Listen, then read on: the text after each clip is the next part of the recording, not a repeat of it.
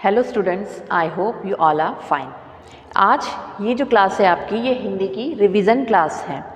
हिंदी इस क्लास में हम लोग हिंदी का रिवीजन करेंगे। आपकी हाफ ईयरली एग्ज़ाम्स आने वाली हैं, तो उसमें जो सिलेबस हम लोगों ने दिया है उसका रिवीजन मैं आपको इस क्लास में करवाऊँगी। तो चलिए, मैं आपको सबसे पहले पेपर का फॉर्मेट बता देती हूँ कि आपको पेपर किस तरह से करना है। पहले आपकी जो पीरियोडिक एग्ज़ाम हुई थी उसमें भी मैंने आपको पेपर के ऊपर आंसर शीट पर जो पहले लिखना है वो बता दिया था, एक्सप्लेन कर दिया था। इस बार मैं आपको फिर बता देती हूँ। सबसे पहले आपको आपकी जो आंसर शीट है उस पर सबसे पहले अपना नेम सबसे पहले अपना नाम लिखना है। उसके बाद आप अपनी क्लास लिखिए, आपकी क्लास कौन सी है। उसके बाद आपको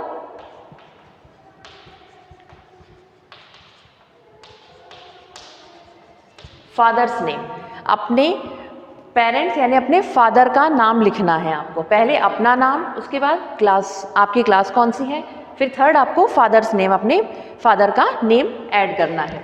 और उसके बाद आपको लिखना है सब्जेक्ट, किस सब्जेक्ट का आपका पेपर है। ये 4 एंट्रीज आपको सबसे पहले आंसर शीट पर करनी है। पहले नेम, फिर क्लास, फिर फादर्स नेम और उसके बाद सब्जेक्ट। इन 4 एंट्रीज को फिल करने के बाद आपको आपका पेपर करना स्टार्ट करना है। तो चलिए, मैं अब आपको हिंदी का रिवीजन करवाना स्टार्ट करती हूँ। आपके हिंदी के पेपर में मैंने फर्स्ट टू 7 चैप्टर्स दिए हैं। फर्स्ट चैप्टर से 7 चैप्टर तक आपका सिलेबस है, जो कि आपकी हाफ ईयरली में आएगा ये पोर्शन आपका। तो चलिए, मैं आपको बताती हूँ कि इसमें आपको क्या क्या रिवीजन करना है। देखिए, आपका जो फर्स्ट चैप्टर है उसमें सबसे पहले आपको टिक द करेक्ट करने हैं। टिक द करेक्ट में क्या होता है, सही विकल्प के सामने, मैंने इसमें क्वेश्चन, आपके एग्जाम में टिक द करेक्ट का क्वेश्चन कैसे आएगा, सही विकल्प के सामने सही का चिन्ह लगाइए। तो ये आपको समझना है कि ये क्या चीज़ होती है, ये होते हैं टिक द करेक्ट। अब इसमें जैसे ये बालक किससे वरदान मांग रहे हैं, ये आपका क्वेश्चन है, बालक किससे वरदान मांग रहे हैं। तो इसमें मैंने 4 ऑप्शन दिए हुए हैं। जैसे बुक में 4 ऑप्शन दिए, गाय से, ईश्वर से, अ व ब दोनों से और इनमें से कोई नहीं। तो इन 4 ऑप्शन में से जो करेक्ट आंसर है उस पर आपको टिक करना है। जो करेक्ट आंसर है उस पर टिक करना है, या फिर आप उसका करेक्ट आंसर उस क्वेश्चन के नीचे लिख कर भी बता सकते हैं। चारों ऑप्शन नहीं लिखने हैं, जो करेक्ट आंसर है वो लिख दीजिए। अब देखिए, सेकंड चैप्टर में मैंने इस चैप्टर का आपको एक टिक द करेक्ट समझा दिया। फिर गौरैया कैसी है, सुंदर, असुंदर, मोटी, काली, ये आपके सेकंड चैप्टर का टिक द करेक्ट है। इसमें 3 टिक द करेक्ट दिए हैं। वह कहाँ आकर बैठ जाती है, खिड़की पर, मेज़ पर, कुर्सी पर, सड़क पर। अब ये 4 ऑप्शन में से जैसे इसमें वह कहाँ आकर बैठ जाती है, इसमें सही अर्थ क्या है, इसका सही आंसर है खिड़की पर। तो आप वहाँ कहाँ आकर बैठ जाती है क्वेश्चन लिख के, उसके नीचे आप खिड़की पर आंसर लिख के भी मुझे दे सकते हैं, जो करेक्ट आंसर है। 4 ऑप्शन लिखने की ज़रूरत नहीं है, आपको खिड़की पर लिखकर बस छोड़ देना है, ये आंसर है। और अगर आप चारों ऑप्शन लिखते हैं तो फिर जो करेक्ट आंसर है उस पर आपको टिक करना है, उसके सामने टिक करना है। जैसे खिड़की पर, तो उसके सामने आपको टिक कर देना है। ये 2 ऑप्शन है, आप जो जैसे लिखना चाहें वैसे लिखकर मुझे सेंड कर सकते हैं। फिर बच्चे एक दूसरे के साथ क्या करते हैं, खेलते हैं, झगड़ते हैं, अ व ब दोनों और इनमें से कोई नहीं। ये आपके सेकंड चैप्टर की तीनों टिक द करेक्ट हो गए। अब देखिए, हम थर्ड चैप्टर के टिक द करेक्ट देख लेते हैं।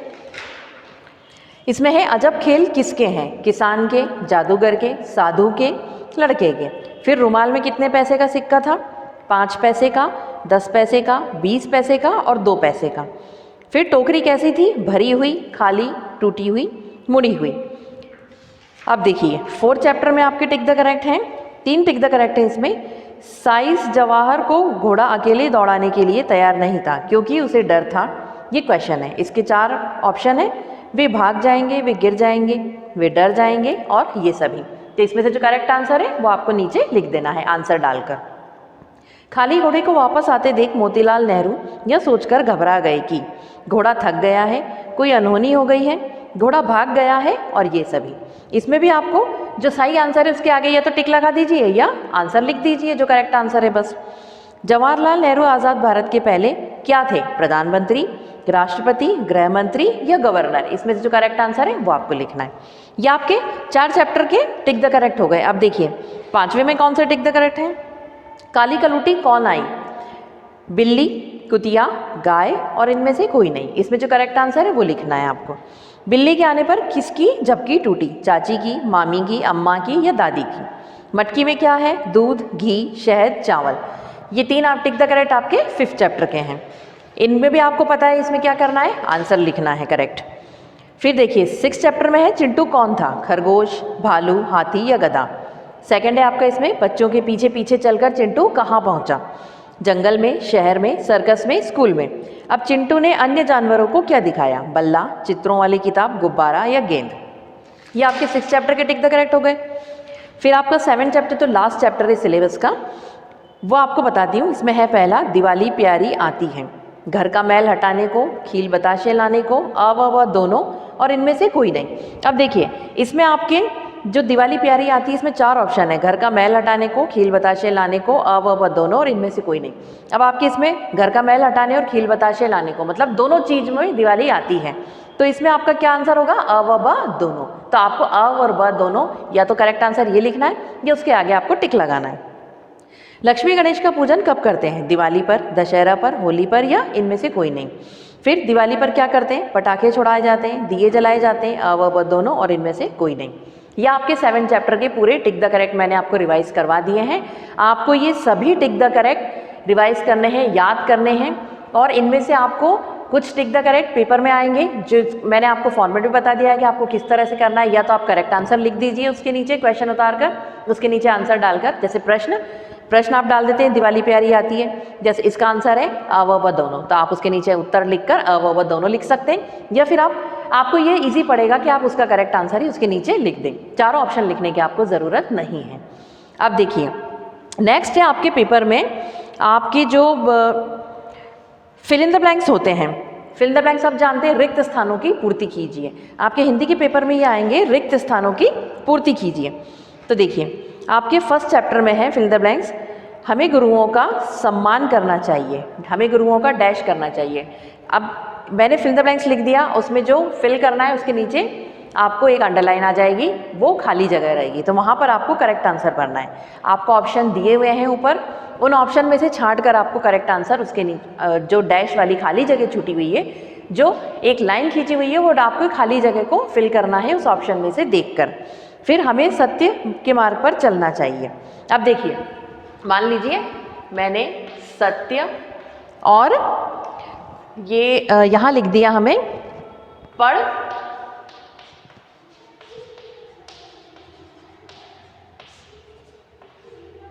लिखकर, ये 2 ऑप्शन मैंने आपको लिखकर दे दिए। मान लो आपको एक बॉक्स में इस तरह से ऑप्शन दिए जाएंगे, उसके बाद मैंने आपको यहाँ पर फिल इन द ब्लैंक्स लिखे कि डैश हम डैश कर हम महान बनेंगे। अब ये जो डैश वाली जगह है, यहाँ पर आपको इनमें से सही आंसर, करेक्ट आंसर ढूंढना है कि इसमें कौन सा आंसर आएगा। तो इसका क्या होगा? पढ़ लिख कर हम महान बनेंगे। तो यहाँ इस लाइन पर आपको क्या लिख देना है? पढ़ लिख कर, मतलब जो इसका करेक्ट आंसर है वो आपको यहाँ पर फिल कर देना है। तो फिल इन द ब्लैंक्स आपको कैसे आएंगे, समझ में आ गया? मैंने आपको ऑप्शन दिए हुए हैं ऊपर, उसमें से आपको जो करेक्ट आंसर है वो उस ब्लैंक जगह पर आपको उसको फिल करना है। फिर देखिए हमें डैश मन लगाकर पढ़ना चाहिए, हमें सदा मन लगाकर पढ़ना चाहिए। पढ़ लिख कर हम महान बनेंगे, यह मैंने आपको समझा ही दिया। ये आपके 1st चैप्टर के फिल इन द ब्लैंक्स हो गए। अब 2nd चैप्टर में आपको दिए हैं डैश सीधी सादी चिड़िया है। कौन है सीधी सादी चिड़िया? गौरैया। इसका आंसर है गौरैया।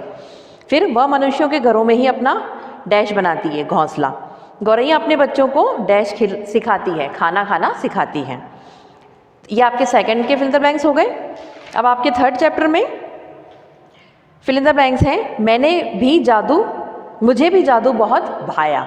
आपका जो ब्लैंक जगह है उसमें आपको लिखना है भाया। उसने बच्चों को बहलाया, देखो साथ में क्या क्या डैश मतलब लाया। जादूगर आया, जादूगर डैश आया, इसमें आपको ये भरने हैं। फिर आपके 4th चैप्टर में आपके कोई फिल इन द ब्लैंक्स नहीं है, 5th में भी नहीं है। अब हम 6th चैप्टर के फिल इन द ब्लैंक्स देखते हैं। खरगोश घर की ओर चल डैश दिया। इसमें क्या आएगा? दिया। घर खरगोश घर की ओर चल दिया। मास्टर जी कक्षा में पढ़ाने डैश पहुँचे। छोटे छोटे बच्चे कहीं जा रहे हैं। फिर चिंटू शहर में जा पहुँचा। ये आपके 4th चैप्टर के फिल द ब्लैंक्स हो गए। अब 6th चैप्टर के फिल द ब्लैंक्स हैं। अब आपके 7th चैप्टर में कोई फिल द ब्लैंक्स नहीं है, तो जो फिल इन द ब्लैंक्स है वो आपको वो वाले पे मैंने समझा दिए कि आपको ऊपर ऑप्शन दिए जाएंगे और नीचे आपके फिल द ब्लैंक्स लिख दिए जाएंगे। तो जो ब्लैंक जगह है जिसके नीचे अंडरलाइन हो रहा है वो वहाँ पर आपको सही शब्द भरना है कि वो उस जगह पर कौन सा शब्द आएगा उन ऑप्शन में से ढूंढकर। आपको फिल द ब्लैंक्स भी समझ में आ गए। अब नेक्स्ट है इसमें आपके शब्दार्थ। मैं आपको हमेशा हर वीडियो में कहती हूँ कि शब्दार्थ लिखना ज़रूरी है। शब्दार्थ इसलिए ज़रूरी है क्योंकि वो आपके क्वेश्चन पेपर में आएंगे, आपके एग्जाम्स में शब्दार्थ आएंगे। आपने शब्दार्थ याद कर लिए होंगे। अब देखिए 1st चैप्टर के जो शब्दार्थ हैं वो मैं आपको पढ़कर समझा देती हूँ। और शब्दार्थ कैसे आएंगे? मैंने आपको एक शब्द लिख दिया, उस शब्द का आपको अर्थ लिखना है उसके सामने कि इस शब्द का अर्थ क्या होगा। तो देखिए जैसे आपके 1st चैप्टर में है वरदान। वरदान का मतलब क्या होता है? मनचाहा फल, सदा। अब देखिए मैं आपको बता रही हूँ, जैसे हेडिंग है आपका शब्दार्थ। मैं उसमें क्वेश्चन पेपर में आपको ये हेडिंग आएगा निम्नलिखित शब्दों के अर्थ लिखिए, उसका मतलब है शब्दार्थ। अब इसमें लिख दिया आपको एक वर्ड दिया जैसे सदा। अब ये वर्ड लिखा हुआ है, इसके आगे आपको इसका अर्थ लिखना है। सदा का अर्थ होता है हमेशा। तो इस तरह से आपको 3 या 4 जो भी वर्ड्स दिए जाएंगे उनके आपको अर्थ लिखकर बताने हैं। सदा, सदा का अर्थ होता है हमेशा। और आपको ये पूरा क्वेश्चन भी लिखना है और उसके आगे आंसर लिखना है, क्योंकि कुछ बच्चे क्या है डायरेक्ट आंसर लिखकर भेज देते हैं तो वो समझ में नहीं आता है कि उन्होंने क्या लिखा है, किस क्वेश्चन का ये आंसर है। तो आपको पहले क्वेश्चन भी लिखना है, उसके बाद उसका आंसर डालना है। फिर है सत्य। सत्य का होता है सच्चाई। फिर मार्ग, मार्ग का अर्थ होता है राह, रास्ता, राह। अब आपके देखिए 2nd में है, 2nd चैप्टर के शब्दार्थ है सुबह। सुबह का अर्थ होता है प्रातःकाल। फिर अंडे सेना, अंडों पर बैठकर उन्हें गर्मी देना। इसमें भी 2 ही शब्दार्थ हैं। आपको ये सभी शब्दार्थ याद करने हैं अच्छी तरीके से।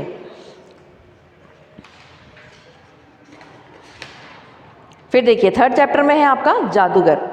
तो इसमें जादूगर का अर्थ होता है जादू दिखाने वाला। जादूगर कौन होता है? जादू दिखाने वाला। तुर्रेदार, फूंदने वाली, किस्से, कहानियाँ, छूमंतर, गायब। और नेकर का अर्थ होता है पैंट। फिर आपके 4th चैप्टर में है स्वतंत्र। स्वतंत्र का क्या अर्थ होता है? आज़ाद। संघर्ष का अर्थ होता है लड़ाई। रईस का अर्थ होता है अमीर। ये सभी शब्दार्थ आपको अच्छे से याद करने हैं। फिर देखिए 5th चैप्टर में है आपका कलूटी। कलूटी का अर्थ होता है काले रंग की। सिकहर, छीका का अर्थ होता है शिखर, रस्सी की बनी झोली जिसे छत से लटकाकर उसमें खाने का सामान रखते हैं। फिर मटकी, छोटे मुंह का घड़ा। टपकी, गिर गई। फिर झपकी यानी थोड़ी देर की नींद। ये आपके 5th चैप्टर के शब्दार्थ हो गए। फिर आपके देखिए 6th चैप्टर में जो शब्दार्थ है वो है नन्हा। नन्हा का अर्थ होता है छोटा। स्कूल का अर्थ होता है विद्यालय या पाठशाला। प्रसन्न का अर्थ होता है खुश। जंगल का अर्थ होता है वन। और चित्र का अर्थ होता है तस्वीर। फिर आपका 7th चैप्टर जो लास्ट चैप्टर है उसका है शब्दार्थ प्यारी। प्यारी का मतलब प्रिय। फिर पकवान, पकवान का अर्थ होता है घी में बनाया गया खाद्य पदार्थ। और न्यारी का अर्थ होता है निराली या अनोखी। दीप का अर्थ होता है दिया। तो ये 7 चैप्टर के शब्दार्थ हैं, ये मैंने आपको सभी समझा दिए हैं। आपको ये भी बता दिया है कि आपको पहले शब्द लिखना है, उसके बाद उसका करेक्ट अर्थ लिखना है, मतलब जो उसका अर्थ है वो लिखना है, आंसर। तो आपको दोनों चीज़ लिखनी है, पहले शब्द भी लिखना है, उसके बाद उसका अर्थ लिखना है। फिर आपका नेक्स्ट हेडिंग है इसमें पुल्लिंग स्त्रीलिंग। आपकी बुक में भी जो 7 चैप्टर दिए हैं उसमें भी बहुत सी जगह एक्सरसाइज में आप लोग पढ़ते नहीं हैं। मैंने आपको हमेशा कहा है बुक के एक्सरसाइज ढंग से रीड कीजिए। तो बुक के एक्सरसाइज में भी आपके बहुत से शब्द ऐसे हैं जिसमें पुल्लिंग और स्त्रीलिंग बताए गए हैं। तो ये पुल्लिंग स्त्रीलिंग भी आपको याद करने हैं। और आपकी जो ग्रामर की बुक है उसमें लिंग चैप्टर है। देखिए ग्रामर की बुक में ग्रामर जो पोर्शन है वो भी आपका 1st to 7 चैप्टर आएंगे। 1st to 6 चैप्टर हैं। तो उसमें आपको क्या याद करना है मैं बता देती हूँ। पहला चैप्टर है आपका भाषा और व्याकरण। इसमें भी टिक द करेक्ट दिए हुए हैं। तो आपके जरूरी नहीं है कि हिंदी की बुक में से ही टिक द करेक्ट आएंगे, आपके ग्रामर पोर्शन में से भी टिक द करेक्ट दिए जा सकते हैं। तो आपको इसके टिक द करेक्ट भी याद करने हैं। अब इसमें देखिए भाषा के रूप होते हैं। इसमें आपको 3 ऑप्शन दिए, 2, 3, 4, इनमें से आपको करेक्ट आंसर लिखना है। फिर हिंदी हमारी है मातृभाषा, राष्ट्रभाषा या दोनों। अब इसमें देखिए मैं आपको बताती हूँ 5th चैप्टर जो है आपका वो वचन है। और 4th चैप्टर है लिंग। तो अभी मैंने आपको स्त्रीलिंग और पुल्लिंग बताए हैं। तो इसमें कुछ शब्द होते हैं, जैसे आपको पुल्लिंग शब्द दिए गए हैं, उनको आपको स्त्रीलिंग बनाना है। तो उसमें आपको क्वेश्चन दिया जाएगा, लिंग बदलिए। लिंग बदलना है, मतलब आपको उस शब्द को स्त्रीलिंग शब्द बनाना है।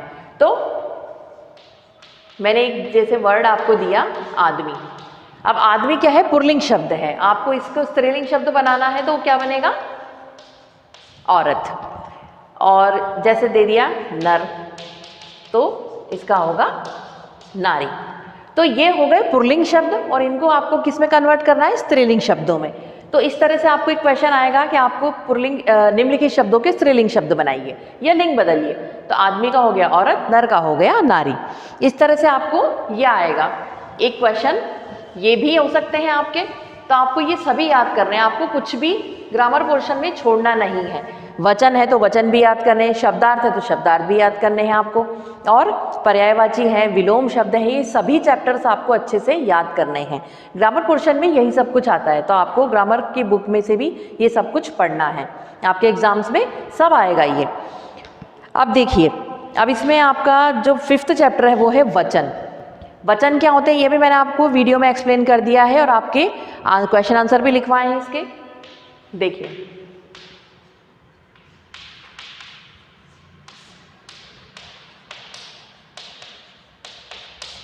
मान लीजिए आपके पास क्वेश्चन आ गया, बहुवचन बनाइए, निम्नलिखित शब्दों के बहुवचन लिखिए। कुछ भी क्वेश्चन आ सकता है। तो अब आपको इसमें जैसे एक वर्ड दे दिया गया लड़का, ये किसका है, एक वचन। आपको पता है वचन कितने प्रकार के होते हैं, 2 प्रकार के होते हैं। तो उसमें आपको दे दिया गया एक वचन शब्द, और उसको आपको बहुवचन में लिखना है। तो लड़का क्या हुआ, एक वचन। लड़का एक वचन शब्द है, इसका आपको बहुवचन लिखना है। तो क्या हो जाएगा, ये लड़के। लड़के ये एक वचन है और ये बहुवचन है। फिर आपको इसमें एक नेक्स्ट दिया जैसे पुस्तक।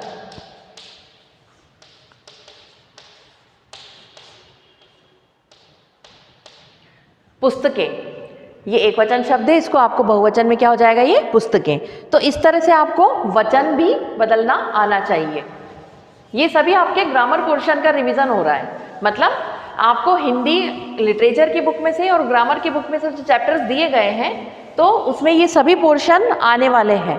तो आपको ये सब याद करना है, वचन, पर्यायवाची शब्द, विलोम शब्द, और लिंग बदलना, मतलब स्त्रीलिंग पुल्लिंग शब्द।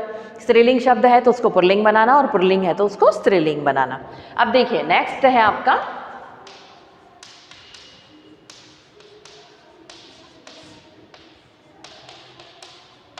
पर्यायवाची शब्द। आप जानते हैं पर्यायवाची क्या होता है? पर्यायवाची शब्द उसे कहते हैं जिन शब्दों का समान अर्थ निकले। अब देखिए एक आपको मैं समझा देती हूँ। जैसे हमने एक वर्ड दे दिया आपको जल, अब आप इस जल शब्द का आपको 2 पर्यायवाची लिखने हैं। तो क्या लिखेंगे आप? जल का क्या पर्यायवाची होता है? पानी और नीर। ये इसके 2 पर्यायवाची शब्द हो गए। जल, अगर आपको यहाँ पानी लिख दिया तो आप यहाँ पर जल लिख दीजिए। मतलब जल, पानी, नीर, इन शब्द का, इन तीनों शब्दों का एक ही अर्थ निकलता है। जब पर्यायवाची शब्द क्या होते हैं? जिन शब्दों का समान अर्थ निकले, उन्हें समानार्थी या पर्यायवाची शब्द भी कहते हैं। तो ये भी आपको अच्छे से याद करना है कि पर्यायवाची शब्द किस तरह से आएंगे। मैं आपको एक वर्ड लिख दूंगी, फिर उसको आपको 2 पर्यायवाची लिखने हैं। अब आपको पर्यायवाची शब्द भी समझ में आ गए।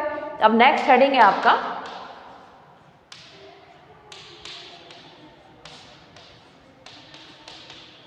विलोम शब्द। विलोम शब्द क्या होते हैं? अभी हमने देखा था पर्यायवाची शब्द, जिन शब्दों का समान अर्थ निकले उन्हें क्या कहते हैं? पर्यायवाची शब्द।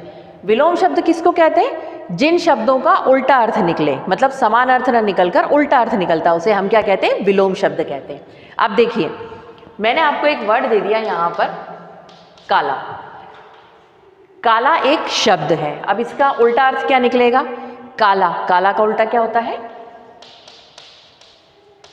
गोरा। काला का उल्टा क्या होगा? गोरा। और इसमें जैसे मैंने दे दिया ऊंचा। ऊंचा का क्या विलोम शब्द होगा? नीचा। मतलब काला का उल्टा लिखना है गोरा, ऊंचा का नीचा। इनके जो उल्टे शब्द अर्थ निकलने वाले शब्द होते हैं उसे हम विलोम शब्द। विलोम शब्द किसे कहा जाता है? मैंने आपको यहाँ दे दूंगी कि काला का विलोम शब्द लिखिए तो आप क्या लिखेंगे? गोरा। ऊंचा का विलोम शब्द नीचा। आपको आ गए समझ में? मतलब विलोम शब्द जब हेडिंग आएगा तो आपको इस तरह से उसे लिखना है। ये आपका ग्रामर पोर्शन के मैंने 3-4 हेडिंग आपको समझा दी है कि इसमें क्या क्या आएगा। पर्यायवाची शब्द, विलोम शब्द, और हिंदी की जो बुक है उसमें से आपको शब्दार्थ भी याद करने हैं। मैं हर वीडियो में आपसे कहती हूँ कि आप कॉपी में शब्दार्थ भी नोट कीजिए। वो इसीलिए कहा जाता है क्योंकि वो एग्जाम्स में आते हैं, तो आपको शब्दार्थ भी अच्छे से याद करने हैं। शब्दार्थ हो गए आपके, पर्यायवाची शब्द हो गए, विलोम हो गए, एक वचन बहुवचन भी आपको मैंने बता दिया, समझा दिया। पुल्लिंग स्त्रीलिंग भी समझा दिए कि आपको लिंग कैसे बनाने हैं। स्त्रीलिंग शब्द है तो उसका पुल्लिंग किस तरह से बनाना है, और पुल्लिंग है तो उसका स्त्रीलिंग। एक वचन शब्द का बहुवचन कैसे बनाना है, और बहुवचन को एक वचन कैसे बनाना है। तो ये सब तो आपको समझ में आ गए होंगे। फिर इसके बाद आपकी देखिए कारक, ये चैप्टर भी आपको याद करना है कि कारक क्या होते हैं, कारक कितने प्रकार के होते हैं, और कारक के चिन्ह क्या होते हैं। मैंने आपको चैप्टर्स में पढ़ाए हैं कि कारक के चिन्ह कितने होते हैं। ये सभी चीज़ आपको याद करनी है। इस ग्रामर की बुक के टिक द करेक्ट भी आपको अच्छे से याद करने हैं। और देखिए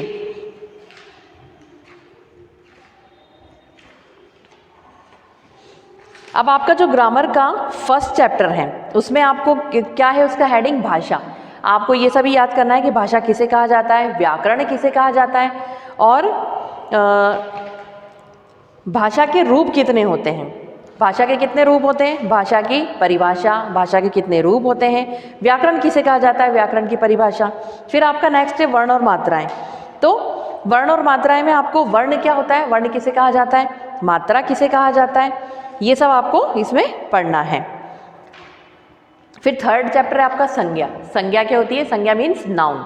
संज्ञा की परिभाषा, संज्ञा कितने प्रकार की होती है, और संज्ञा में कौन कौन से वर्ड्स आते हैं, मतलब किस चीज़ को हम संज्ञा बोलते हैं, ये आपको पढ़ना है। फिर आपका फोर्थ चैप्टर लेंगे जो मैंने आपको समझा ही दिया है। इसमें लिंग क्या होता है, और जैसे हम क्या कहते हैं कि शब्द के जिस रूप से स्त्रीय पुरुष जाति का बोध उसे हम लिंग कहते हैं। तो लिंग क्या होता है और लिंग कितने प्रकार के होते हैं, 2 प्रकार के होते हैं, स्त्रीलिंग और पुल्लिंग। ये आपको याद करना है। और फिर उनको आपको शब्द को स्त्रीलिंग शब्द से पुल्लिंग कैसे बनाना है और पुल्लिंग से स्त्रीलिंग कैसे बनाना है। फिर आपका नेक्स्ट है वचन। वचन क्या होते हैं, शब्द के जिस रूप से संज्ञा या सर्वनाम का एक या उससे अधिक होने का बोध होता है उसे हम क्या कहते हैं, वचन कहते हैं। मतलब शब्द के जिस रूप से हमें पता चले कि वो एक है या एक से अनेक है, तो उसे हम वचन कहते हैं। वचन कितने प्रकार के होते हैं, 2 प्रकार के, एक वचन और बहुवचन। इनको भी आपको याद करना है कि एक वचन से बहुवचन कैसे बनाना है और बहुवचन से एक वचन कैसे बनाना है। फिर आपका नेक्स्ट कारक है, कारक की परिभाषा, कारक कितने प्रकार के होते हैं, और कारक चिन्ह किसे कहा जाता है, कारक के चिन्ह याद करने हैं आपको। तो स्टूडेंट आपका एक ग्रामर पोर्शन तो कंप्लीट हो गया है। इसमें 1 से 6 चैप्टर में आपके यही आएंगे कि आपको इसको वचन, लिंग, आपके यही चैप्टर्स हैं उसमें। तो स्त्रीलिंग, पुल्लिंग, एक वचन, बहुवचन, पर्यायवाची और विलोम शब्द, ये सब मैंने आपको बता दिया है। आपको ये सब अच्छे से याद करना है। शब्दार्थ मैंने आपको समझा दिए कि शब्दार्थ कैसे आएंगे, शब्द दिया जाएगा, उसका अर्थ आपको लिखना है, तो वो भी आपको याद करना है। फिर आपका नेक्स्ट बचता है क्वेश्चन आंसर। क्वेश्चन आंसर आप सभी को 7 चैप्टर्स के पूरे क्वेश्चंस याद करने हैं, कोई से भी क्वेश्चंस आ सकते हैं। तो आपको ग्रामर के और लिटरेचर की जो बुक है उसके सभी क्वेश्चन आंसर अच्छे से याद करने हैं, पूरे क्वेश्चंस। आपको क्वेश्चन आंसर, क्वेश्चन लिखना है ऊपर, उसका नीचे उसका आंसर लिख कर देना है। तो आपको अब जैसे एक क्वेश्चन है आपका कि बिल्ली किस रंग की थी,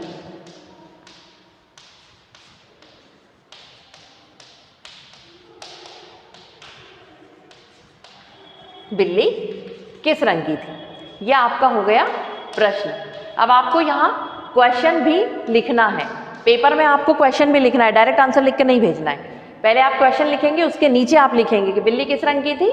अब सिर्फ काली नहीं लिख देना, बहुत से बच्चे ऐसे काली लिखकर छोड़ देते हैं। आपको क्या लिखना है, बिल्ली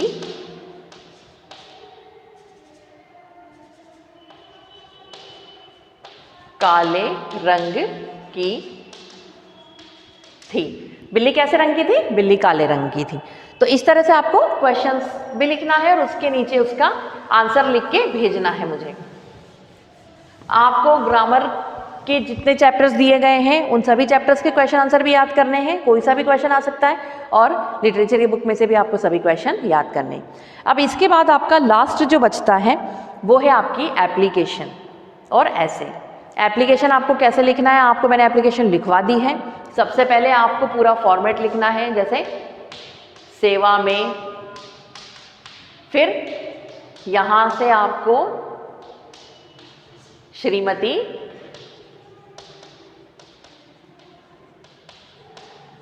प्रधान अध्यापिका,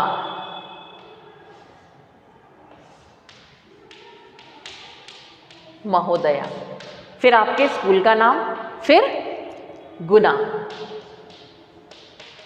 मध्य प्रदेश, ये आपको यहाँ लिखना है। उसके नीचे फिर आपको यहाँ पर मान्यवर, महोदया, इस तरह से उसके नीचे यहाँ लिखकर एक कॉमा लगाकर फिर आपको यहाँ से एप्लीकेशन लिखना स्टार्ट करना है। आपको पता है एप्लीकेशन कैसे लिखते हैं? जैसे आपको छुट्टी के लिए एप्लीकेशन लिखनी है तो वो आप कैसे लिखेंगे, ये फॉर्मेट भी मैंने आपको बता दिया है और मैंने आपको कॉपी में एप्लीकेशन लिखवा रखी है। आपको उसी तरह से प्रॉपर एप्लीकेशन लिखकर भेजनी है। और उसके बाद बचता है आपका ऐसे।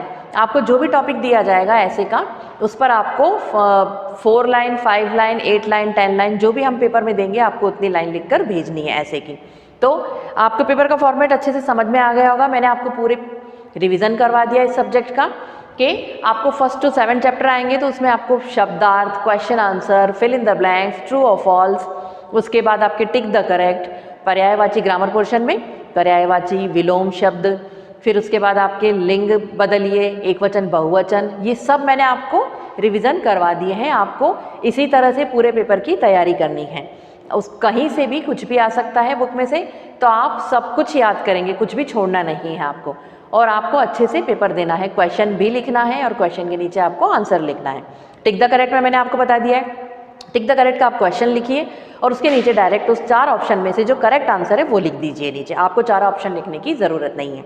उसके बाद फिल इन द ब्लैंक्स में भी जो ब्लैंक का जगह छोड़ी गई है, आपको खाली स्थान जो छोड़ा गया है, वहाँ पर आपको करेक्ट आंसर फिल करना है। फिल द ब्लैंक्स में से आपको ऑप्शन भी दिए जाएंगे फिल इन द ब्लैंक्स में, उसमें से ढूंढकर आपको करेक्ट आंसर लिखना है। टिक द करेक्ट भी समझ में आ गए, फिल द ब्लैंक्स भी समझ में आ गए। शब्दार्थ में आपको जो शब्द दिया गया है वो लिखना है, उसके बाद उसका अर्थ लिखना है आंसर लिख के। और पर्यायवाची शब्द, विलोम शब्द, लिंग बदलिए, बहुवचन, एक वचन, उसमें भी आपको पहले शब्द लिखना है यानी क्वेश्चन लिखना है, उसके आगे उसका आंसर लिखकर भेजना है मुझे। क्वेश्चन आंसर में भी पहले क्वेश्चन, फिर आपको आंसर लिखने हैं। उसके बाद आपको एप्लीकेशन ऐसे हैं तो वो भी आपको प्रॉपर मुझे जैसे लिखते हैं वैसे ही लिखकर भेजने हैं। अगर आपको 5 लाइन्स दी हैं तो आपको पूरे 5 लाइन्स लिखकर भेजनी है मुझे ऐसे की। 8 लाइन दी हैं तो 8 लाइन लिखकर भेजनी है। आधी अधूरी लाइनें नहीं लिखनी है कि आपने एक कहीं लिख दी दूसरी कहीं लिख दी। ठीक से प्रॉपर लिखकर भेजिए और सही सही अच्छी राइटिंग में पेपर कर कर भेजिए मुझे। तो स्टूडेंट ऑल द बेस्ट, आप पेपर की अच्छे से तैयारी कीजिए और अच्छे से पेपर कीजिए। पेपर पूरा करना है, छोड़ना नहीं है।